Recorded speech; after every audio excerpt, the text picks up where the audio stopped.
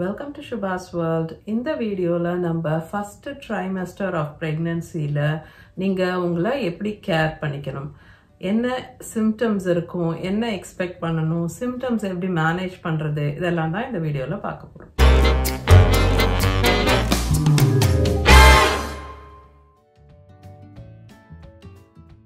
வீடியோட டீடைல்ஸ்க்கு போறதுக்கு முன்னாடி ஷவுட் அவுட் டைம். முக்கியமான டிஸ்க்ளைமர், நான் டாக்டர் இல்லை ஹெல்த் கேர் ப்ரொஃபஷனல் கிடையாது. இந்த வீடியோவில் நான் ப்ரெசென்ட் பண்ணுற எல்லா இன்ஃபர்மேஷனும் நான் என்னோட ப்ரெக்னென்சியில் கற்றுக்கிட்ட படித்து தெரிஞ்சுக்கிட்ட விஷயங்கள். முதல் 13 வாரங்கள் இருக்குதுல்ல ப்ரெக்னென்சியோடது, அதுதான் ஃபஸ்ட்டு ட்ரைமெஸ்டர் அப்படின்னு சொல்கிறோம். சிம்பிளாக சொல்லணும்னா முதல் 3 மாதங்கள். ஃபர்ஸ்ட் திங், உங்களோட ஹோம் ப்ரெக்னென்சி டெஸ்ட் பாசிட்டிவாக வந்துருச்சு, 2 லைன் வந்துருச்சு அப்படின்னா நீங்க பிரெக்னென்ட் அப்படின்னு அர்த்தம். ஸோ இந்த பாசிட்டிவ் டெஸ்ட்டுக்கு அப்புறம் நெக்ஸ்ட் ஸ்டெப்ஸ் என்ன? ஃபர்ஸ்ட் நீங்க உங்க டாக்டரை போய் பார்க்கணும். ஸோ ரெக்கமெண்டேஷன் வந்து பிரெக்னன்சி பிளான் பண்றதுக்கு 3 months முன்னாடியே ஃபோலிக் ஆசிட் டெய்லி சப்ளிமெண்ட் எடுத்துக்கிறது அப்படிங்கிறது. இன்கேஸ் உங்களுக்கு தெரியல இதை பத்தி அண்ட் நீங்க வந்து உங்க பீரியட் டிலே ஆன உடனே டெஸ்ட் பண்றீங்க அண்ட் பிரெக்னன்சி பாசிட்டிவ்னு வந்துருச்சுன்னா அட்லீஸ்ட் இப்போ உடனே நீங்க வந்து ஃபோலிக் ஆசிட் ஸ்டார்ட் பண்றது தான் கரெக்டா இருக்கும். ஃபோலிக் ஆசிட் அப்படிங்கிறது வந்து விட்டமின் பி காம்ப்ளெக்ஸோட ஃபேமிலியை சேர்ந்த ஒரு விட்டமின் தான். ஸோ இது வந்து உங்களுக்கு பிரிஸ்கிரிப்ஷன் இல்லாமலே கூட கடைகளில் கிடைக்கும். ஸோ இன்கேஸ் உங்களுக்கு டாக்டர் அப்பாயின்மெண்ட் வாங்குறதுக்கு லேட் ஆகுது, இல்லை ஃபார் சம் ரீசன் நீங்க உடனே உங்க டாக்டரை பார்க்க முடியலன்னா அட்லீஸ்ட் இந்த ஹோம் பிரெக்னன்சி டெஸ்ட் பாசிட்டிவ்னு வந்த உடனே நீங்க வந்து ஃபார்மசியில போய் ஃபோலிக் ஆசிட் டெய்லி சப்ளிமெண்ட் எடுத்துக்கலாம். அதே மாதிரி உங்களோட pregnancy prenatal multivitamin அப்படின்னு இருக்கும். அதாவது பிரெக்னன்சில எடுத்துக்கக்கூடிய சத்து மாத்திரை அப்படின்னு சொல்றாங்க இல்லையா, அந்த மல்டி விட்டமின் கூட நீங்க ஸ்டார்ட் பண்ணலாம். ஏன்னா இதனால எந்த சைடு எஃபெக்ட்ஸும் கிடையாது, இது மருந்துங்கன்ற கேட்டகரியில வராது. டாக்டரை பார்க்கும்போது என்ன பண்ணுவாங்க அப்படின்னா, உங்க டாக்டர் ஃபர்ஸ்ட் உங்களோட மெடிக்கல் ஹிஸ்டரி பத்தி கேட்பாங்க, உங்க பிளட் குரூப் என்னன்னு சொல்லி டெஸ்ட் பண்ணுவாங்க அண்ட் சிபிசி கம்ப்ளீட் பிளட் கவுண்ட்னு சொல்லுவோம். பேசிக் பிளட் டெஸ்ட் வந்து உங்க டாக்டர் எழுதி கொடுப்பாங்க. பிகாஸ் இது ரொம்ப முக்கியம், எல்லா லெவல்ஸும் நார்மல்ல இருக்கா உங்க உடம்புல அப்படின்னு கன்ஃபார்ம் பண்ணிக்கிறதுக்கு. ஆல்சோ உங்களுக்கு பீட்டா ஹெச்சிஜி டெஸ்டும் எழுதி கொடுக்கலாம் உங்க டாக்டர் உங்களோட பிரெக்னன்சியை கன்ஃபார்ம் பண்றதுக்காக. ஸோ உங்க டாக்டரை பார்த்து இந்த பிரெக்னன்சியை கன்ஃபார்ம் பண்ணிக்கிட்டு பிளட் டெஸ்ட் பண்ண வேண்டியதுங்கிறது வந்து உங்களால எவ்வளோ சீக்கிரம் முடியுதோ அவ்வளோ சீக்கிரம் பண்றது பெஸ்ட். பிகாஸ் இன்கேஸ் உங்களுக்கு வந்து அயன் கம்மியா இருக்கு, இல்ல கொஞ்சம் தைராய்டு லெவல்ஸ் வந்து நார்மலை விட கூட குறைச்சி இருக்கு, இல்ல வேற ஏதாவது இஷ்யூஸ் உங்க உடம்புல இருக்கு உங்களுக்கு தெரியாமலேன்னா நீங்க அதை எவ்வளோ சீக்கிரம் அட்ரஸ் பண்றீங்களோ அவ்வளோக்கு அவ்வளோ இந்த பிரெக்னன்சிக்கு நல்லது. பிரெக்னன்சி பிளானிங் டிப்ஸ் அப்படின்னு சொல்லி ஒரு வீடியோ இருக்கு என்னோட சேனல்ல. நீங்க பிரெக்னன்சிக்கு பிளான் பண்றீங்கன்னா என்னென்ன ஸ்டெப்ஸ் எடுக்கலாம் அப்படின்ட்டு உங்களுக்கு இன்ட்ரெஸ்ட் இருந்ததுன்னா நீங்க அந்த வீடியோ பார்க்கலாம். இந்த வீடியோல மென்ஷன் பண்ணக்கூடிய என்னோட சேனல்ல இருக்கிற எல்லா வீடியோஸோட லிங்க்கும் நான் என்னோட டிஸ்கிரிப்ஷன் பாக்ஸ்ல கொடுக்குறேன். ஸோ உங்களுக்கு இன்ட்ரெஸ்ட் இருந்ததுன்னா நீங்க வந்து போய் டிஸ்கிரிப்ஷன் பாக்ஸ்ல அந்த லிங்கை கிளிக் பண்ணி அந்த வீடியோஸ் பார்த்துக்கலாம். பிளட் டெஸ்ட் உடனே பண்றது ஓகே, அல்ட்ராசவுண்ட் எப்போ பண்ணணும் அப்படின்னு நிறைய பேருக்கு டவுட்ஸ் இருக்கு. அல்ட்ராசவுண்ட் வந்து ஏர்லி அல்ட்ராசவுண்டுங்கிறதே வந்து 6 to 9 வீக்ஸ்க்கு நடுவில் பண்ணா போறோம் அப்படின்னு சொல்றாங்க. ஸோ இந்த 6 வாரங்களுக்கு முன்னாடியே போய் அல்ட்ராசவுண்ட் பண்ணும்போது அல்ட்ராசவுண்ட்ல பாக்குற அளவுக்கு பிரெக்னன்சி வந்து ப்ரோக்ரஸ் ஆகி இருக்காது. ஸோ இந்த 4 வாரம் 5 வாரம்னு போய் நீங்க அல்ட்ராசவுண்ட் பண்ணீங்கன்னா அதுல உங்களுக்கு ஒண்ணுமே தெரியாது. மோஸ்ட் ஆஃப் த டைம் 6-7 வீக்ஸ்ல பார்க்கும்போது உங்களுக்கு பிரெக்னன்சி டெவலப்மெண்ட்ஸ் அல்ட்ராசவுண்ட்ல தெரியற அளவுக்கு நடந்திருக்கும். அண்ட் சம்டைம்ஸ் நீங்க வந்து பேபியோட ஹார்ட் பீட்டும் கூட 6-7 வீக்ஸ்ல பார்க்க முடியும். ஓகே, இந்த சிம்டம்ஸ் எல்லாம் எப்போ ஸ்டார்ட் ஆகுது அப்படின்னு கேட்டீங்கன்னா சிம்டம்ஸ் யூசுவலி ஒரு 5-6 வீக்ஸ் மாதிரி உங்களுக்கு ஸ்டார்ட் ஆயிடும். எல்லாருக்கும் சிம்டம்ஸ் இருக்குமா அப்படின்னா இல்ல, சில பேருக்கு எந்த சிம்டம்ஸும் இல்லாம இருக்கலாம். அண்ட் இதை பத்தியும் நம்ம பழைய ப்ரீவியஸ் வீடியோஸ்ல நிறைய பேசியிருக்கோம். அண்ட் சிம்டம்ஸ் இல்லாததும் நார்மல் நோ சிம்டம்ஸ் இன் பிரெக்னன்சினும் நான் ஒரு வீடியோ போஸ்ட் பண்ணியிருக்கேன். எகெயின் அதோட லிங்க் டிஸ்கிரிப்ஷன்ல இருக்கும், நீங்க செக் அவுட் பண்ணுங்க. சிம்டம்ஸ் பேசிக்கா இந்த ஹெச்சிஜி ஹார்மோனாலையும் ப்ரொஜெஸ்டரான் ஹார்மோன்ஸ்னாலையும் பேசிக்கா இந்த பிரெக்னன்சி ஹார்மோன்ஸ்னால தான் இந்த சிம்டம்ஸ் வந்து சில பேருக்கு தெரிய ஆரம்பிக்குது.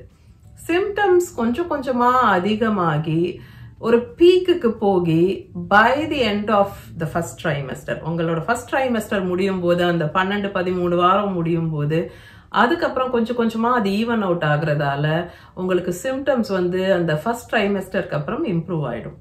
ஓகே, இப்போ வந்து ஃபர்ஸ்ட் ட்ரைமெஸ்டர்ல இருக்கக்கூடிய சிம்டம்ஸ், ரொம்ப காமனான சிம்டம்ஸ் என்னென்னு சொல்லி இப்போ நம்ம பார்க்கலாம். ரொம்ப காமனா இருக்கக்கூடிய சிம்டம் வந்து ரொம்ப டயர்டா இருக்கு, என்னமோ தெரியல, ஒண்ணுமே முடியல எப்படிங்கறதா நீங்க ஃபர்ஸ்ட் மோஸ்ட் காமன்லி கேள்விப்படுவீங்க. ஸோ எக்ஸ்ட்ரீம் ஃபெட்டிக், அதாவது ஒரு வேற லெவல் ஆஃப் டயர்ட்னஸ், இல்ல தூக்கமா வர்றது, ரொம்ப அப்படியே எப்போ வேணாலும் படுத்து தூங்கிடுவேன், அந்த அளவுக்கு என்னால வந்து எனர்ஜியே இல்லாம இருக்கு எனக்கு அப்படின்னு சொல்லி நீங்க கேள்விப்படுவீங்க. அது ரொம்பவே காமன். பிகாஸ் இது வந்து நம்ம உடம்புக்கு புதுசு, இந்த ஃபர்ஸ்ட் பிரெக்னன்சிங்கிறது எஸ்பெஷலி. அப்போ வந்து நிறைய சேஞ்சஸ் நடக்குது நம்ம உடம்புல.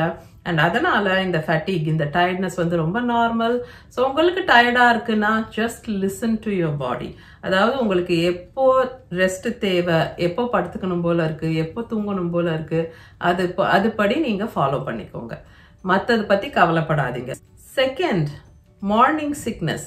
மார்னிங் சிக்னஸ் இல்லைன்னா நாஷியான்னு சொல்றாங்க, இல்லைன்னா வாமிட்டிங், இது எல்லாம் ஒண்ணுதான்.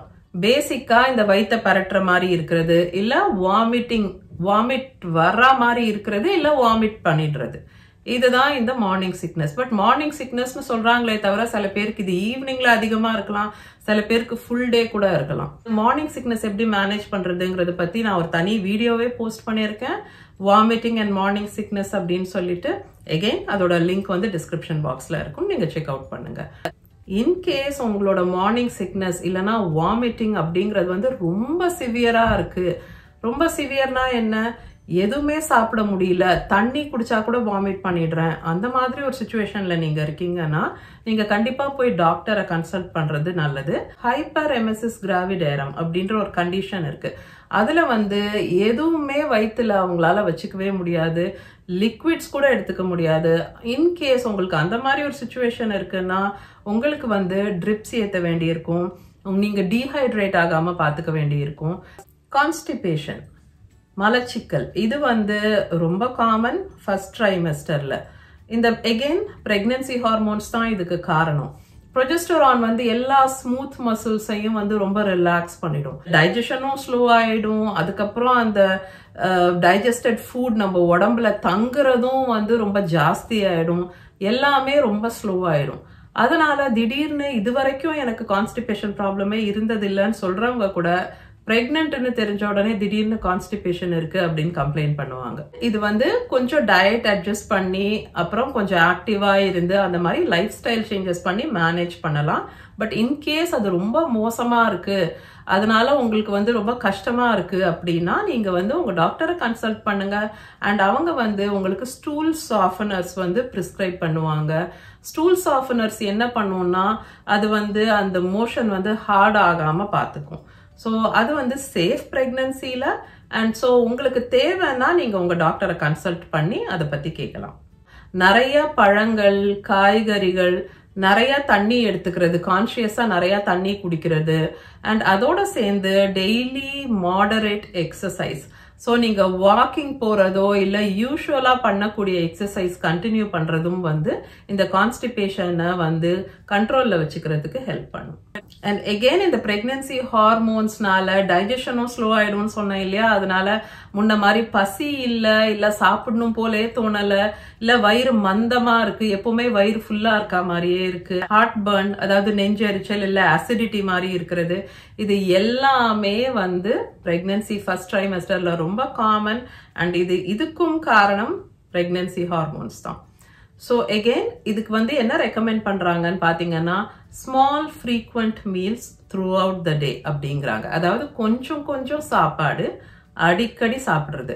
ஸோ இந்த 3 வேளை சாப்பாடுங்கிறதையே வந்து நீங்க ஒரு நாளைக்கு 6 வேளை சாப்பிடுற மாதிரி இல்ல ஒரு நாளைக்கு 8 வேளை சாப்பிடுற மாதிரி கொஞ்சம் கொஞ்சமா அப்பப்போ எடுத்துக்கலாம். ஸோ 2 மணி நேரத்துக்கு ஒரு தடவை கொஞ்சம் சாப்பாடு அந்த மாதிரி எடுத்துக்கிட்டீங்கன்னா உங்களுக்கு வந்து இந்த மாதிரி டைஜஸ்டிவ் ப்ராப்ளம்ஸையும் நீங்க தவிர்க்கலாம். அப்புறம் உங்க எனர்ஜியும் கொஞ்சம் சீரா இருக்கும்.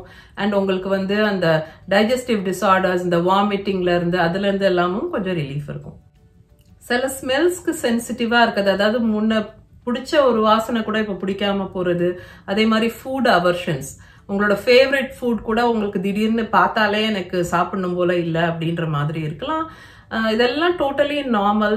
நீங்க அதை பத்தி ரொம்ப கவலைப்பட தேவையில்லை. ஏன்னா இப்போ வந்து உங்களோட எம்ப்ரியோ, உங்க வயிற்றுல அந்த குழந்தைங்கிறது வந்து ஒரு ஊசி முனை அளவுக்கு சின்னதா இருக்கிறதுல இருந்து ஒரு பால் ஆஃப் செல்ஸ்ல இருந்து ஒரு லெமன் சைஸ்க்கு அளவுக்கு தான், அதாவது ஒரு எலுமிச்சம்பழம் சைஸ் அளவு தான் வந்து க்ரோ ஆகுறாங்க இந்த ஃபர்ஸ்ட் ட்ரைமெஸ்டர்ல.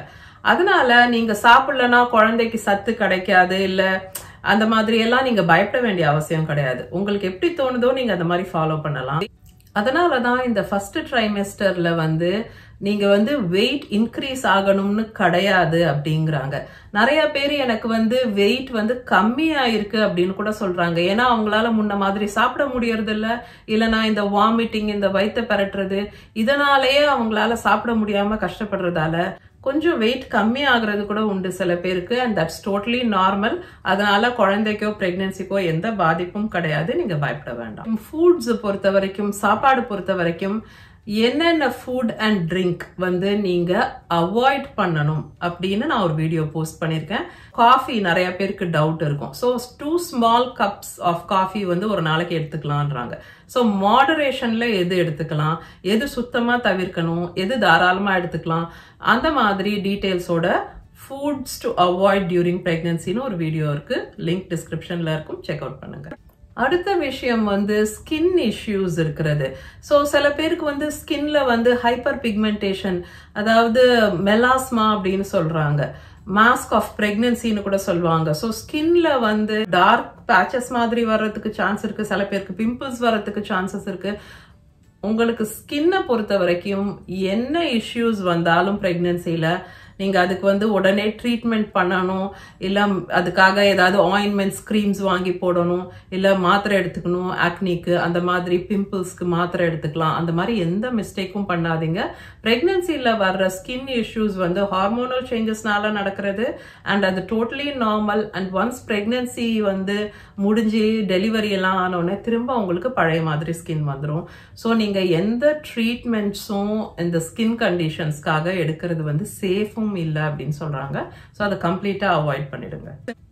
இன்னொரு காமன், இன்ஃபேக்ட் நிறைய பேருக்கு ஃபர்ஸ்ட் தோன்ற ஒரு சிம்டம் ஆர் ஃபர்ஸ்ட் அவங்க ஃபீல் பண்ற சிம்டம் வந்து பிரெஸ்ட் டெண்டர்னஸ். இதை பத்தி நான் என்னோட ஏர்லி பிரெக்னன்சி சிம்டம்ஸ் வீடியோல சொல்லியிருக்கேன். லிங்க் வந்து டிஸ்கிரிப்ஷன் பாக்ஸ்ல கொடுக்குறேன். அதுல சொன்ன மாதிரி நிறைய பேருக்கு பிரெஸ்ட் டெண்டர்னஸ் தான் ஃபர்ஸ்ட் சிம்டமா இருக்கு. And it's totally normal. And அதுக்கு நீங்க எதுவுமே செய்ய வேண்டிய அவசியம் கிடையாது. பிரெக்னன்சி ரைனைட்டிஸ் அப்படிம்பாங்க. இது என்னோட வீக் பை வீக் பிரெக்னன்சி வீடியோஸ்ல கூட நான் சொல்லியிருக்கேன். இந்த சிம்டம்ஸ் எல்லாம் மென்ஷன் பண்ணியிருப்பேன். இந்த ரைனைட்டிஸ்ங்கிறது வந்து எப்பவுமே மூக்கு அடைச்ச மாதிரி ஒரு ஃபீலிங் இருக்கும். இது எல்லாமே வந்து மாறிடும் அந்த ஹார்மோன்ஸோட லெவல்ஸ் ஈவன் அவுட் ஆகும்போது. 11 வீக்ஸ் ஆஃப் பிரெக்னன்சிக்கு அப்புறம் உங்களுக்கு ரொம்ப முக்கியமான ஒரு ஸ்கேன் இருக்கு. ஃபர்ஸ்ட் ட்ரைமெஸ்டர் ஸ்கிரீனிங் அப்படின்னு கூட சொல்றாங்க, NT ஸ்கேன். இது வந்து ஒரு ஃபார்ம் ஆஃப் ஜெனட்டிக் டெஸ்டிங். அதோட டீடைல்ஸும் நான் NT ஸ்கேன் அப்படின்ற வீடியோல கொடுத்துருக்கேன். எகெயின் அதோட லிங்க் உங்களுக்கு டிஸ்கிரிப்ஷன் பாக்ஸ்ல இருக்கும். உங்களுக்கு வேணும்னா நீங்க போய் செக் அவுட் பண்ணலாம். இன்னொரு ரொம்ப காமன் குவெஸ்சன் வந்து செக்ஸ் டியூரிங் பிரெக்னன்சி, அது ஓகேவா இல்லையா அப்படிங்கிறது நிறைய பேருக்கு டவுட்ஸ் இருக்கு. உங்களுக்கு ஹிஸ்டரி ஆஃப் மிஸ்கேரேஜ் இருக்கு, இல்ல இதுக்கு முன்னாடி அன்எக்ஸ்பிளைன்ட் ப்ளீடிங் இருந்திருக்கு பிரெக்னன்சில, அந்த மாதிரி சிச்சுவேஷன், ஆர் நீங்க வந்து IVF, IUI அந்த மாதிரி அசிஸ்டட் டெக்னாலஜி மூலமா பிரெக்னென்ட் ஆயிருக்கீங்க அப்படின்னா அது வந்து ரெக்கமெண்டட் இல்லை.